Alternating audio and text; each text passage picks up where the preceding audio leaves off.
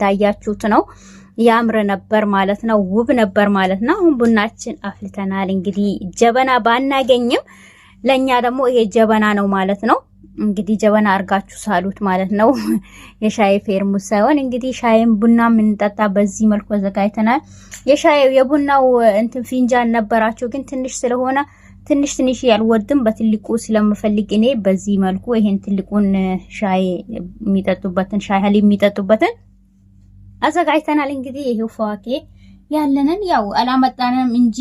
እንትንም ብዙ ነገር አለን ማለት ነው በዚህ መልኩ ማሙን ደግሞ ያው እኔን የሰራሁት ይሄንን ማሙን ማለት ነው በሰሃን አላረኩትም እንግዲህ በዚህ መልኩ ለኢድ የሰራሁት ማሙን ነው ብዙ ሀለውያት የነሱን የምታውቁት ነው እንግዲህ አዘጋጅተዋሉ እኛ አላመጣንም እንጂ ማለት ነው በዚህ መልኩ ተዘጋጅተናል የዛሬ ኢዳችን በዚህ መልኩ ፈሃርገን እንግዲህ ያሳለፍነ ነው ማለት ነው ምርጥ ማሙንም ሰርቻለሁኝ ከታቹም ይሄ ነው በጣም አሪፍ ነው